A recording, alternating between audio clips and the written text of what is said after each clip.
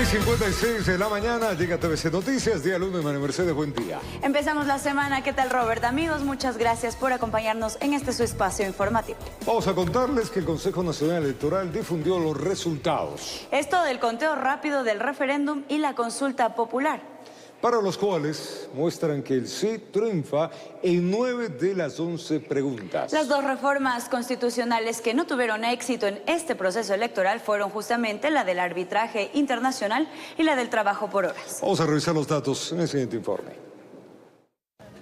Ante las demoras en el procesamiento de las actas del referéndum y consulta popular, el Consejo Nacional Electoral decidió publicar los resultados del conteo rápido de estos comicios, mismos que evidencian el triunfo del sí en 9 de 11 preguntas. Nosotros sabíamos desde un principio que este proceso iba a ser más lento en su publicación de resultados por el número de preguntas y de actas que se van generando. El conteo rápido es a través de una muestra que nos da certezas de lo que sería la tendencia a futuro con el conteo definitivo y oficial. En el referéndum constitucional, el sí se impuso en los 3 primeros ítems que versan sobre el apoyo de las Fuerzas Armadas a la policía, la extradición y el establecimiento de judicaturas especializadas. Las 2 preguntas que no contaron con el apoyo de la mayoría de los ecuatorianos corresponden al literal D y E, los cuales hablan sobre el arbitraje internacional y el trabajo por horas. Las 6 preguntas de la consulta popular que abordaban temas de seguridad como el endurecimiento de penas, el control militar en los ingresos a cárceles, la eliminación de beneficios penitenciarios, la tipificación del delito de porte de armas de las fuerzas del orden, el uso de armamento confiscado a criminales por parte de policía y fuerzas armadas, además de la extinción del dominio de bienes ilícitos, triunfaron con un sí rotundo que superó el 64% de aceptación popular. Es una muestra que nos garantiza que es un balance de todo el territorio nacional de cómo se estaría votando en cada uno de los sectores. El margen de error de este conteo rápido es de más o menos 1% y la presidenta del CNE, Diana Tamaint, aseguró que en el transcurso de este lunes podrían oficializarse los resultados definitivos. Los grupos de trabajo en todas las provincias harán 3 turnos para que de esa manera no haya cansancio, todos estén al 100% cuando los toque trabajar. Miembros del Consejo Nacional Electoral mostraron su preocupación por el elevado ausentismo registrado en estos comicios, sin embargo, garantizaron la transparencia e idoneidad de este proceso democrático. Yo creo que en esta ocasión, una vez más, el Consejo Nacional Electoral ha demostrado eficiencia y capacidad. Ya se nos está haciendo costumbre ser eficientes y ser capaces. Informó Álvaro Terán. Estaba revisando justamente los datos de la provincia de Pichincha. Vamos a mirar qué nos pone el Consejo Nacional Electoral a esta hora. Miremos Pichincha, referéndum, no hay información. Miremos en la consulta popular, tampoco tenemos, solamente el Gran Nacional. Miremos el Gran Nacional, en todo caso, lo que nos está indicando a esta hora el Consejo Electoral. Total país, veamos si Guayas tiene, ¿no? A ver, busquemos esta hora, ¿no? Tenemos consulta popular, referéndum, pero no, solamente por provincias no lo tenemos, todavía no presenta por provincias el Consejo Nacional Electoral, solamente el Gran Nacional, en este caso tendrá Latinoamérica. No lo tienen. Bueno, más adelante vamos a seguir revisando cómo se desenvuelve en la votación, el conteo rápido que ya dio el Consejo Nacional Electoral, pero el conteo oficial en este caso. Con optimismo recibió el Gobierno Nacional los primeros resultados preliminares del referéndum en la consulta popular. El presidente Noboa prefirió no pronunciarse, lo hará hoy lunes más adelante. Miremos. La primera reacción oficial del régimen tras conocerse los primeros resultados del referéndum y consulta popular salió del secretario de Comunicación Roberto Izurieta. Apoyo de los ecuatorianos en las urnas que de alguna forma les tranquiliza. ¿Cómo se siente el gobierno nacional? ¿Cómo se están reflejando hasta el momento los resultados? ¿Cuál es el sentir que tienen hasta el momento? Me encantaría, y te puedo decir que con mucho optimismo, pero al mismo tiempo creo que en la medida que los resultados no sean oficiales, es arrogarse funciones. Lo que sí te puedo decir es que hay un ambiente de mucho optimismo. Estamos contentos. Estaba previsto que el presidente Daniel Noboa dé declaraciones la noche de este domingo, pero no fue así. Lo hará este lunes, quizás a la espera de tener más resultados oficiales. Tengamos paciencia. Se está en este momento contando los votos, se está en este momento procesando los votos. Tenemos que ser respetuosos de las instancias electorales, las mismas que nos han dicho que el resultado seguirá pronunciándose, anunciándose o comunicándose progresivamente. Ivonne Núñez, ministra del Trabajo, de alguna forma no profundizó en el porqué. Hasta el momento no han logrado la voluntad del pueblo en la pregunta del trabajo por horas. Una aceptación que es abrumadora, lo cual implica que hay un viraje tanto del pensamiento así como de las realidades que se viven internamente en el país. Ministra, ¿pero qué pasó con la pregunta del trabajo por horas? ¿Faltó difundirla? ¿Faltó llegar a los ecuatorianos para tener el sí ustedes? Era una pregunta que se formulaba dentro del conjunto de preguntas, además que recogió la propuesta de varios sectores sociales y también políticos, la pregunta del contrato por hora y la pregunta del contrato a plazo fijo. Nosotros tenemos hasta la fecha, después de la aprobación de la ley del empleo, que fue aprobada en diciembre, más de 70.000 nuevos puestos de empleo para los jóvenes comprendidos entre los 18 y 29 años de edad. En Carondelet, el jefe de Estado recibió los resultados junto a su familia y varios miembros del gabinete, informó Héctor Romero. El primer mandatario, Daniel Noboa, ejerció su derecho al sufragio desde un plantel educativo situado en la comuna Olón, en la provincia de Santa Elena. Él estuvo acompañado por la primera dama y más funcionarios del gobierno. Por primera vez en su historia, la escuela Antonio Moya Sánchez en la comuna de Santa Elena se veía recubierta de tanta seguridad para un proceso electoral. 2 tanquetas militares respaldaban la tarea de policías y fuerzas armadas, quienes ya habían atrincherado el ingreso. Era incluso una novedad para quienes acudieron al sufragio. Narraban que ya en procesos anteriores habían observado la llegada de Daniel Noboa hasta ese humilde plantel educativo, situado a una cuadra de la playa. Pero en esta ocasión, volvería convertido en presidente de la República, y eso obligaba a tan amplio despliegue de seguridad. Él viene a sufragar en esta comunidad, en esta escuela. Y primera vez en historia sí que ha venido un presidente aquí a votar aquí en la institución. Cerca de las 9:30 de la mañana ingresó el presidente. Caminó muy rápido, tomado de la mano de la primera dama, quien siempre lo observó sonriente en cada movimiento del mandatario. El voto de Noboa fue a paso acelerado. No hubo tiempo para discursos ni responder preguntas. Según el ministro Bushman, debían cumplir con varias actividades durante esa jornada. Luego de que todos hayamos votado, empezará la agenda protocolar ya en la capital de la República. Así retomó el normal desenvolvimiento electoral hasta la unidad educativa Antonio Moya Sánchez en la comuna de Olón, perteneciente a la parroquia Manglar Alto en el norte de Santa Elena. Allí se encontraban empadronados cerca de 1.200 ciudadanos, con 2 mesas para caballeros y 2 mesas para damas. Ese día, por primera vez, llegó un presidente en funciones para ejercer su derecho al sufragio.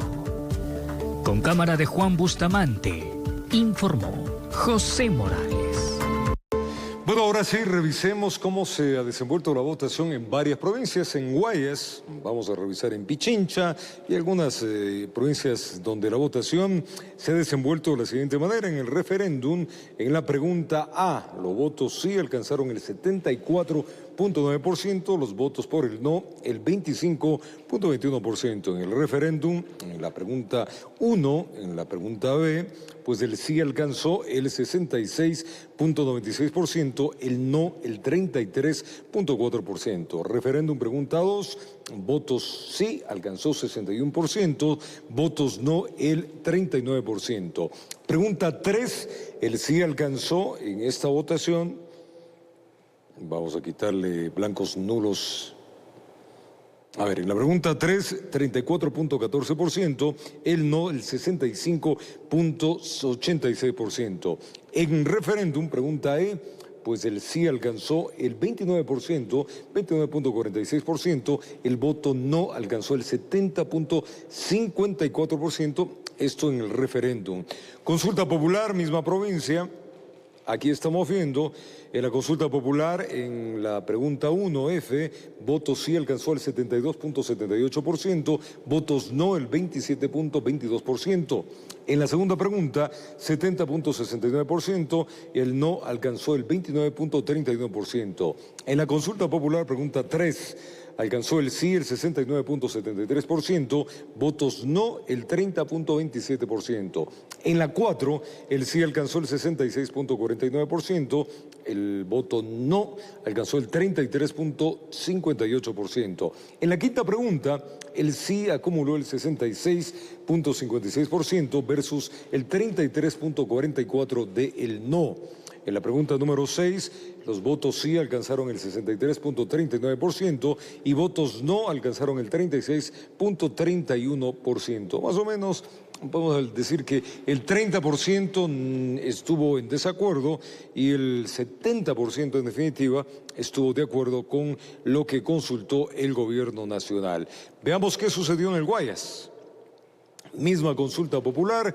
Aquí en la pregunta F, pregunta 1, los votos sí alcanzaron 72.29%, en el no alcanzó el 27.71%. En la segunda pregunta, 70.59% por el sí, por el no el 29.41%, por el sí en la tercera pregunta se alcanzó el 69.77% versus el no del 30.23%. En la cuarta pregunta, el 67.54% alcanzó el sí versus el 32.46% del no. En la pregunta número 5, el 66.66% dijo sí. En la misma pregunta, a los que dijeron no, fue el 32.34%. En la consulta popular, en la pregunta 6, el 64.79% dijo que sí y los votos no fue alcanzado con un 35.21%, esto que se refiere a la consulta popular. Misma provincia en el referéndum. Revisemos cómo se desenvolvió o cómo se va desenvolviendo hasta esta hora la votación. En la pregunta del referéndum, votos sí alcanzaron el 74.26% versus el no 25.4%. En la pregunta número 1, pues se alcanzó el 68.31%, el no el 31.69%.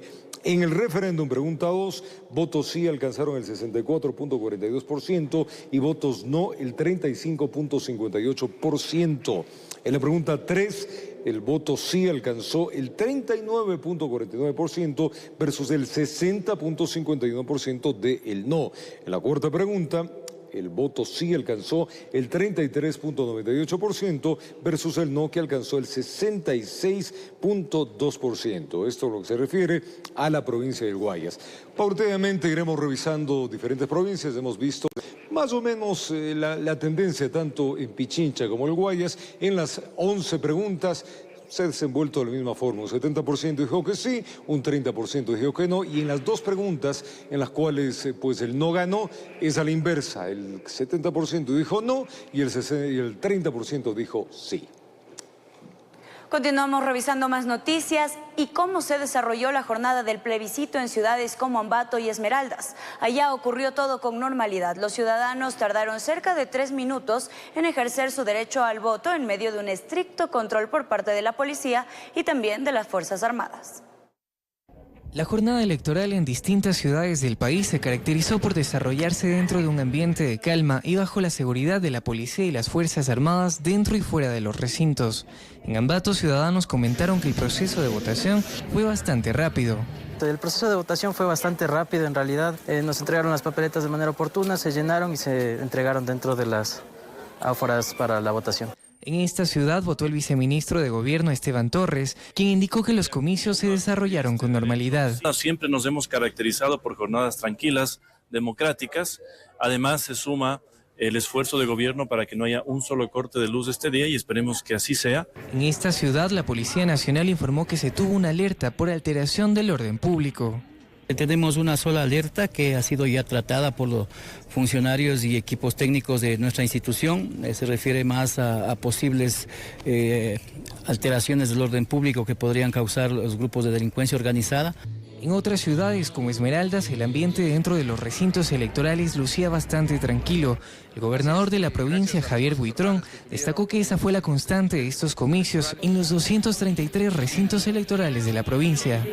Se acercaron a los recintos nuestra población de una manera ordenada, de una manera tranquila, de una manera educada, y eso hay que felicitar, es digno de agradecerles el comportamiento y la conducta que tuvieron el día de hoy.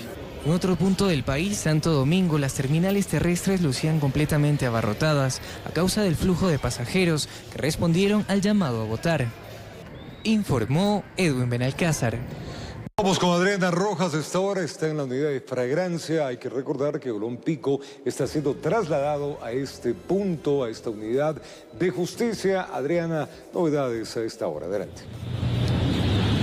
Roberto, amigos televidentes, muy buenos días. Así es, luego de la Fiscalía General del Estado ha anunciado a través de sus redes sociales que se ha detenido en horas de la madrugada a Fabricio Colón Pico, el supuesto cabecilla de la organización delictiva Los Lobos, tras haber sido capturado en Puerto Quito. Nosotros estamos aquí en la unidad de Flagrancia, en el norte de la capital, a la expectativa de su llegada. Hemos consultado con los miembros policiales que se encuentran en esta entidad, sin embargo, es poca la información que se tiene. Presuntamente aún no llega por un deslave que existiría en una de las avenidas principales por donde se está realizando el recorrido desde Puerto Quito hasta acá, hasta la capital de los ecuatorianos, para llegar hasta la unidad de Flagrancia aquí en el norte de Quito. Recordemos que Colón Pico se escapó de la cárcel de Riobamba el pasado 8 de enero junto a 38 reos más en este operativo que ha realizado la Policía Nacional junto a la Fiscalía tras meses de investigación para dar con el paradero del prófugo Colón Pico, también conocido con el alias de Capitán Pico. Han sido varios meses de investigación que han permitido precisamente el operativo de esta madrugada. Lo han capturado junto a otras 2 personas con las cuales huyó de la cárcel de Riobamba. Nosotros estamos a la expectativa de lo que pueda ocurrir y también de la llegada y de la audiencia que se desarrolle aquí para conocer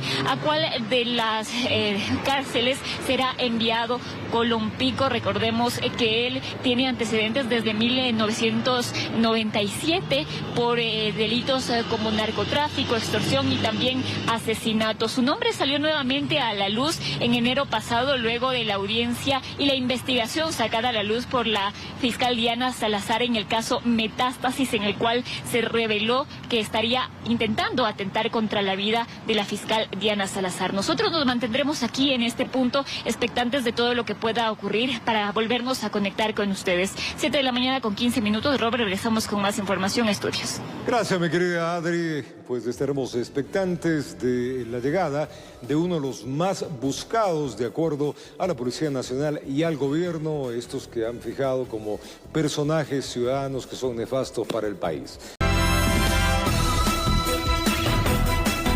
Gracias por continuar en nuestra sintonía. Tenemos más noticias. Los consulados de Cali e Ipiales en Colombia cerraron el proceso de votaciones.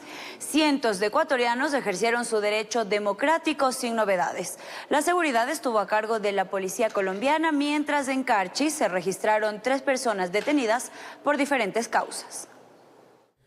El proceso electoral en territorio colombiano se desarrolló con normalidad. El cierre de los recintos que se situaron en los consulados fue a las 19 horas. La jornada se presentó sin contratiempos. En Ipiales, 560 personas empadronadas asistieron en un buen porcentaje a depositar su voto. La seguridad estuvo a cargo de la policía colombiana. A partir de las 22 horas se iniciará con el conteo de papeletas. Hemos tenido el material enviado desde el Consejo Nacional Electoral, desde el Ecuador. Una vez concluido su trabajo, yo procedo a escanear las actas para que esta información llegue al sistema del Consejo Nacional Electoral.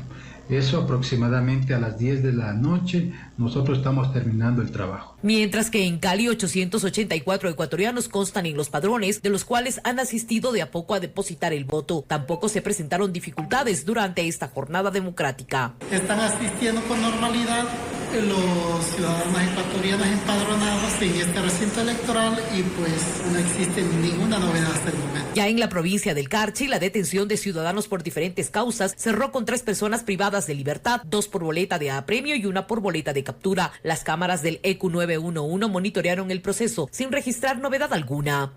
Estamos atendiendo todas las emergencias, tanto que se pueden ser captadas por videovigilancia, como aquellas que son captadas a través de la llamada a la línea única de emergencias 911. Con cámaras de José Cedeño desde Tulcán, informa Miriam Enríquez. La jornada electoral en el exterior se desarrolló con normalidad en las 3 circunscripciones. En España, el porcentaje de participación fue superior al 25%. La votación del referéndum y consulta popular en el exterior se desarrolló con normalidad y en orden en las 3 circunscripciones, Europa, América Latina, Asia y Oceanía, cuando estaban llamados a votar 429.165 electores. La inauguración de la jornada democrática en el exterior comenzó con un acto protocolario el día sábado 20 de abril a las 17:12 hora local, cuando se abrieron las primeras juntas receptoras del voto ubicadas en Sídney y Canberra, en Australia. Los compatriotas acudieron a consulados y embajadas a votar en el horario establecido para el exterior de 9 de la mañana a 7 de la noche. En España, la embajadora de Ecuador, Vilma Andrade, se refirió al desarrollo de este proceso electoral en los 19 recintos habilitados en ese país. Hemos podido observar la cantidad de ecuatorianos, de compatriotas que se han dado cita para venir a ejercer pues su votación, para a través justamente de su voto expresar la voluntad popular que tienen. Tras estas declaraciones, indicó que el nivel de participación en España superó el 25%, con un total de 55.293 electores que ejercieron su derecho al voto. De acuerdo a la funcionaria, este porcentaje, aunque reducido, es usual para este tipo de procesos electorales. Por parte de los compatriotas que acudieron a las urnas en la ciudad de Madrid, expresaron que se muestran preocupados por la situación de inseguridad que atraviesa el país. A ver si así, con un voto más, se acaba toda esta delincuencia, que haya trabajo. Informó Edwin Benalcázar. Y las misiones de observación internacional entregarán su informe sobre los comicios este martes. Explicaron que no se han registrado incidentes, pero sí hubo contratiempos por las lluvias durante la jornada de votación. Al recinto electoral del Colegio San Gabriel llegó Celio, de 77 años. Viajó muy temprano desde Ambato para ejercer su derecho al voto en esta consulta popular y referéndum. Sabía que no era obligatorio para él sufragar, pero es que no podía dejar de hacerlo, explica. No siempre tengo que votar a lo que es. En mesa estaba Rodrigo Espinel, conversamos con él. Dice que se capacitó tal cual las disposiciones del Consejo Nacional Electoral. Unas 8 veces le ha tocado en mesa. Y hasta el momento de esta entrevista había muy poco ausentismo. Nos asignaron sitios para capacitarnos, dependiendo si es que fuimos notificados de los trabajos de las universidades, y el TC abrió varios turnos de capacitación en sus oficinas. Hasta ese recinto electoral donde estaban empadronadas unas 9.450 personas, entre hombres y mujeres, llegaron los representantes de las misiones de observación internacionales, unas 15 personas de la OEA. Patricio Santamaría, jefe de la observación, dijo que la jornada transcurrió con normalidad en los recintos. No hubo mayores novedades, a excepción de zonas afectadas por las condiciones climáticas. Que hayamos conocido otro tipo de problemas, no solamente problemas climáticos, y como les digo, que estaban de alguna manera generando a las personas ciertas dificultades para ejercer un derecho tan relevante como este. El día martes estamos entregando el informe, como ustedes saben, el informe que se hace público, posteriormente sigue trabajando con las distintas autoridades. En la capital, las votaciones hasta la tarde del domingo se desarrollaron sin inconvenientes, en medio de una alta carga vehicular que hizo que los electores acudieran con tiempo. Informó Marilyn Jaramillo. Por 6º año consecutivo, el colectivo Cicleada por la Vida promovió la campaña Tu Voto en Bici, con la cual se invitó a millones de ecuatorianos a acercarse a su recinto electoral en este medio de transporte. El objetivo, sin duda, es promover la movilidad sostenible y reducir los tiempos de traslado. En la siguiente nota vamos a contarles más detalles de esta iniciativa. Rafael Ordóñez llegó en su bicicleta y en compañía de su mascota al liceo policial en la ciudad de Quito para ejercer su derecho al voto. Rafael asegura que los días de elecciones la movilidad se vuelve caótica y por ello apostó por este medio de transporte. Fue bastante bueno porque no me supieron prohibirle el ingreso ni la subida ni nada, ni con mi perro tampoco, entonces eso también es como súper positivo porque ya dejé aquí cerca en la junta del voto solo en la mesa, dejé la bicicleta y ya, o sea, ya no tuve que dejarla amarrada ni con peligro de dejarla lejos o en algún parqueadero, entonces porque no sé tampoco quién la cuida en estos casos, ¿no? Entonces, pero bueno, o sea, lo bueno es que sí hay cómo venir. Por sexta elección consecutiva, Esteban Ocampo, líder del colectivo Cicleada por la Vida, promueve la campaña Tu voto en bici, la cual busca cambiar los hábitos de traslado de los votantes. Casi 30.000 personas en las ediciones anteriores. Se espera que muchas personas más opten por usar medios de transporte amigables con el medio ambiente. Quienes llegaron en bicicleta a sus recintos electorales cuentan que las fuerzas del orden y el personal del CNE facilitaron en todo momento su ingreso y sufragio. Desde el Consejo Nacional Electoral se dio la disposición que se permite el ingreso de biciusuarios con sus bicicletas hasta el aula, hasta los recintos, o sea, y cada recinto obviamente también tiene su espacio de biciparqueo y traer su candado, venir acompañado. Yo sí les recomiendo que se muevan bastante en bici porque no solo es bueno para la salud de todos, sino también aliviana también el tráfico de Quito. Los organizadores de esta campaña insisten en promover una movilidad sostenible y un voto responsable, comprometido con el ambiente y también con la democracia. Crear conciencia en la ciudadanía de que con pequeñas acciones podemos generar grandes cambios. Podemos nosotros ser protagonistas de este cambio positivo que necesita el planeta. En ciudades como Guayaquil, Cuenca, Ibarra, Ambato y Loja, miles de personas también se sumaron a esta iniciativa que espera sumar más adeptos para las próximas elecciones. Informó Álvaro Terán. Revisamos otro ámbito informativo. La ministra Mónica Palencia renunció al Ministerio de Gobierno. Michelle Sensi será su reemplazo. Palencia, sin embargo, continuará ejerciendo funciones desde la cartera del Ministerio del Interior. Tras la consulta popular se hicieron cambios en el gabinete. La ministra Mónica Palencia presentó su renuncia a la cartera de gobierno, pero se quedará como titular del Ministerio del Interior. En su reemplazo, por decisión del Ejecutivo, se designó a Michelle Sensi como ministro de gobierno. Él, hasta este domingo, estuvo al frente del Centro de Inteligencia Estratégica. No se explicaron los motivos de los cambios. Mónica Palencia estuvo al frente de la cartera de gobierno durante casi 5 meses. Ella es quizá la mano derecha del presidente y quien ha defendido a toda costa el Plan Fénix. El gobierno hasta ahora ha tenido 2 bajas. Ana Changuín, quien se desempeñó como titular de la CENESID, y a Andrea Arrobo, quien estuvo al frente del Ministerio de Energía en medio de la crisis energética. Informó Marilyn Jaramillo. Tiempo de contarles que el Consejo de la Judicatura aprobó el inicio del proceso de selección de 500 nuevos jueces del país. Esto se iniciaría en mayo del presente año. El pasado viernes, el Pleno del organismo expidió el reglamento que regula el concurso y ratificó un presupuesto de $3.5 millones. El concurso para elegir 500 jueces y juezas de los tribunales contencioso, administrativo y tributario, tribunales penales y unidades judiciales iniciará desde este mes de mayo. Así lo dio a conocer el Pleno del Consejo de la Judicatura durante una sesión extraordinaria efectuada el pasado 19 de abril. Los jueces son los que realmente es el asunto principal del Consejo de la Judicatura. Nosotros somos los que administramos la función judicial y otras instituciones autónomas del Estado. Pero la misión principal es la administración de justicia. Y si no tenemos un banco de elegibles, entonces ¿cómo vamos a cumplir la misión fundamental? Estamos implementando aspectos que antes no se han trabajado. Todas estas baterías de las que estamos poniendo como propuesta dentro del proyecto del reglamento no han sido utilizadas en el pasado. El organismo también aprobó el reglamento específico para conformar los bancos de elegibles de la carrera judicial.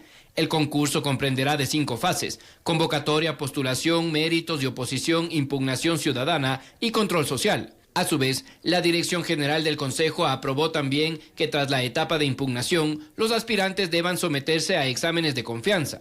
La normativa está integrada por 99 artículos que se encuentran distribuidos en fases etapas y actividades de conformidad a lo que precisa el Código Orgánico de la Función Judicial y, lógicamente, nuestra Constitución. Las pruebas de confianza son mucho más rigurosas, son mucho más específicas, como les estoy señalando, de tal manera que podría conducirnos a determinar si es que han existido malos manejos o malas actuaciones dentro de la actividad judicial. El organismo tiene previsto contar con un presupuesto de $3.5 millones para desarrollar dicho proceso, y se informó que la Secretaría General solicitará al Consejo de Participación Ciudadana y Control Social para que se conforme una veeduría ciudadana que vigile el desarrollo del concurso y garantice su transparencia, informó Mauricio Sánchez. Y Ecuador exportará mango hacia Corea del Sur en los próximos meses, un potencial mercado de 51 millones de consumidores que podría abarcar el 10% de la oferta internacional. El mango ecuatoriano pronto se exportará a Corea del Sur tras el cierre exitoso de las negociaciones fitosanitarias, un avance clave para la apertura del mercado asiático, según la Federación Ecuatoriana de Exportadores.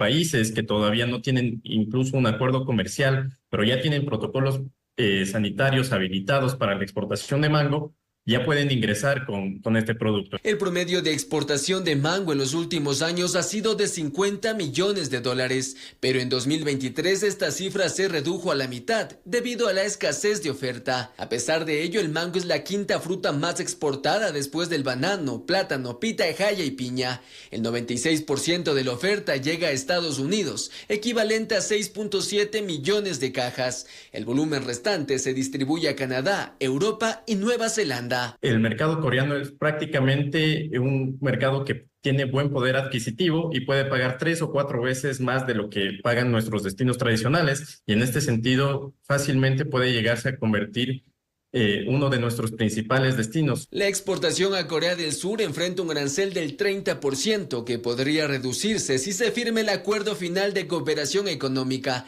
para lograr llegar así a un mercado de 51 millones de consumidores. Dentro de este acuerdo se establece que una vez que se implemente el acuerdo comercial vamos a tener una desgravación dentro de 10 años, y es decir, el arancel del 30% va a ir reduciéndose 3%, 3%, 3% cada año hasta llegar al año 10 y llegar al 0%. Los principales competidores de Ecuador serían Tailandia, que cubre el 55% de la demanda internacional de mango, seguido por Perú con el 22%, Vietnam con el 9%, Brasil con el 8% y Filipinas con el 2%. Informó José Mendieta. Trabajadores del sector de la construcción podrían aplicar a una bolsa de empleo especializada que es promovida por Constructores Positivos. La iniciativa busca fortalecer y apoyar a quienes se dedican a esta actividad. Una bolsa de empleo digital dirigida a trabajadores especializados de la construcción fue presentada por Constructores Positivos.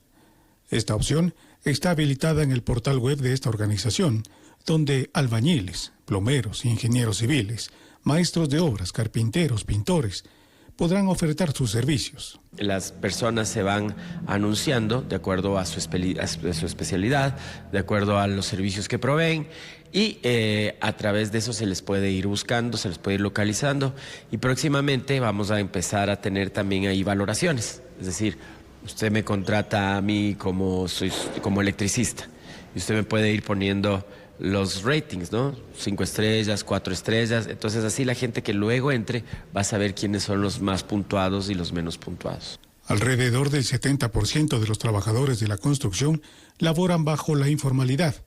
Con esta iniciativa se busca cambiar esa realidad. Tener a los profesionales independientes, a los maestros, a todos en esta bolsa de empleo para que poder hacer un vínculo de negocios entre las personas que lo necesitan y las personas que están ofertando sus servicios. Las personas interesadas en formar parte de esta bolsa de empleo deben seguir un proceso. La parte de la bolsa de empleo está abierta al público en general, ¿sí? Lo que nosotros necesitamos ahí es que nos escriban un correito o que nos manden ahí, que ingresen a la página www.constructorespositivos.com, y ahí van a estar nuestros contactos y ahí soliciten que quieren estar dentro de esta bolsa de empleo. El sector constructor ha atravesado una difícil etapa y aspira que este 2024 esa situación cambie. Por ello, esta iniciativa busca apoyarse entre quienes son parte de la actividad que ha representado importantes ingresos para el país. Informó Miguel Ángel Bedoya. Y en otro tema, el juicio contra Carlos Polit contó el pasado viernes con la participación del actual alcalde de Milagro, Pedro Solínez, testigo presentado por la defensa del excontralor general del Estado. Solínez negó que haya cobrado sobornos o que haya presionado al expresidente de Seguros Sucre para favorecer a una empresa de reaseguros. En el 9º día del juicio contra Carlos Polit en Estados Unidos fue el turno de la defensa de presentar sus testigos. Pedro Solínez, actual alcalde de Milagro y ex superintendente de Bancos y Seguros de Ecuador, testificó a favor de Polit a través de un video de 2 horas con 25 minutos de duración que fue grabado en Bogotá en enero de este año. Bajo juramento, Solínez se identificó como un amigo cercano a Carlos Polit. Señaló que se conocieron cuando ambos trabajaban en la función de transparencia del Estado y que aceptó testificar a su favor dentro de este juicio, a pesar de que su participación le traiga consecuencias negativas a su imagen. Durante su intervención, Solínez negó todas las acusaciones en su contra, realizadas principalmente por 2 testigos, Diego Sánchez, empresario de reaseguros, y Juan Rivas Domenech, expresidente de Seguros Sucre. En relación a Sánchez, manifestó que no aceptó un soborno de $250.000 que se habría realizado después de que Solínez intermedió para que el empresario pueda recuperar sus cuentas con Seguros Sucre. De igual manera, dijo que no hubo presión alguna contra Juan Rivas Domenech para que éste restituya los negocios de Sánchez con Seguros Sucre. No ha recibido sobornos ni he pedido uno. Fueron palabras de Solínez durante su intervención dentro de este juicio. En el contrainterrogatorio, la fiscal Jill Sander le consultó que si como superintendente de bancos y seguros conocía los negocios entre Seguros Sucre y la reaseguradora Global Insurance Broker, propiedad de Diego Sánchez. Solínez dijo que sí, aunque señaló que no sabía si eran por valores altos o bajos. Además, sobre la existencia de un mail en el que Polit acuerda una reunión junto a él y al expresidente Rafael Correa para hablar sobre unas supuestas gestiones que implicaban el cobro de un soborno a una empresa privada, Solínez manifestó en 2 ocasiones que esa información no era real. Estas declaraciones las dio Pedro Solínez sabiendo que estaba bajo juramento y que mentir en este tipo de testimonios es considerado en Estados Unidos como un delito federal penado con prisión. Informó Edwin Benalcázar.